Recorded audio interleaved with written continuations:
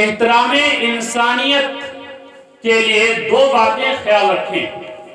جب آپ کسی سے ملاقات کریں گے، کسی سے ملیں گے، تو آپ کے ملنے کا انداز کس طرح ہو، کیسے آپ لوگوں سے ملیں گے. لوگ دیکھ کر آپ سے ملتے ہی خوش ہو جائیں، اس کے لیے قرآن نے ایک اصول ہم کو بتایا ہے.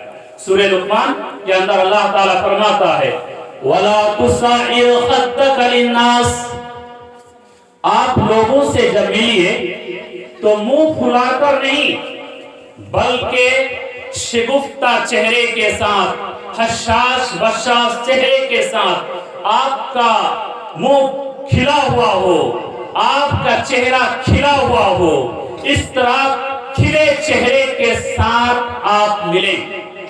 اور پیارے نبی صلی اللہ علیہ وسلم نے حضرت ابو ذر غفاری رضی اللہ تعالیٰ عنہ کو یہ وصیت کی تھی، یا ابا ذر لا تحقرن بالمعروف شیئا ولو ان تلقى اخاك بوجه طلق، رواه امام بخاری فی صحیح اور امام مسلم فی صحیح.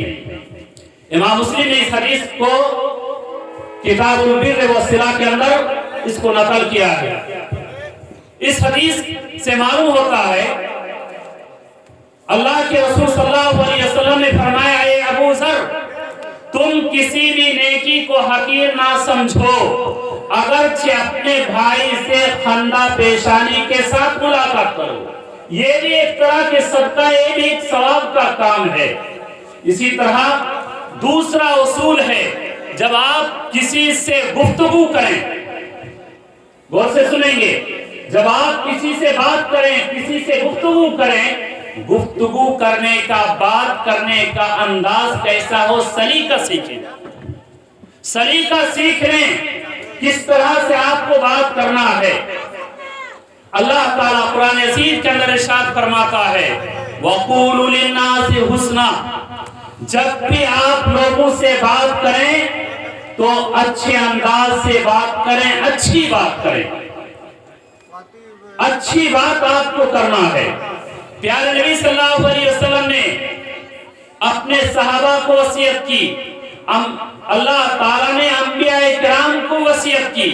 چنانچہ اللہ تعالیٰ نے حضرت موسیٰ اور ہارون کو جب فرعون جیسے ظالم و جابر کے سامنے دعوت دینے کا حکم دیا تو ان سے کہا کہ فَقُولَ لَهُ قَوْلًا لَيِّنًا لَعَلَّهُ يَتَذَكَّرُ أَوْ يَخْشَىٰ.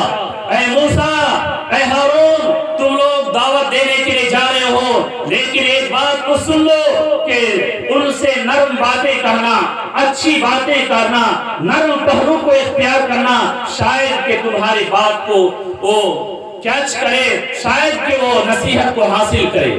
اسی طرح پیارے نبی صلی اللہ علیہ وسلم نے حضرت معاذ بن جبل اور ابو موسیٰ اشعری رضی اللہ تعالیٰ عنہ کو جب ملک یمن کی طرف بھیجا تو ان کو نصیحت کی بشرا ولا تنفرا یسرا ولا تعسرا، کہ تم لوگ جا رہے ہو، تم لوگ بشارتیں سنانا اور خوشخبری کی باتیں سنانا، نفرتیں نہیں دلانا، آسانیاں پیدا کرنا، دشواریاں نہیں.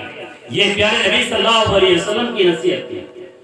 آئیے اس کے بعد ایک مومن کو کیسے خوشی پہنچانا ہے، ایک مسلمان کو کیسے خوشی پہنچانا ہے، خوشی پہنچانے کے بھی اصول پیارے نبی صلی اللہ علیہ وسلم کی زبانی سماعت فرمائے. حضرت ابو ہریرہ رضی اللہ تعالیٰ عنہ سے روایت ہے سئل رسول اللہ صلی اللہ علیہ وسلم ای الاعمال افضل، اے اللہ کے رسول بتلائیے کہ کون سا عمل سب سے زیادہ افضل ہے، کون سا کام کرے تو سب سے زیادہ نیکی ملے گی.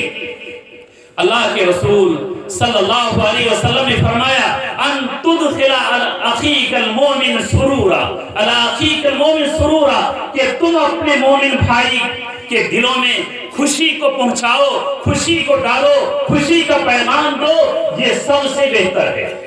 اور دوسرا کام ہے اور تقضی عنہ دینا، اور کوئی مومن اگر قرض سے بوجھل ہے ان کی طرف سے قرض کو ادا کر دو.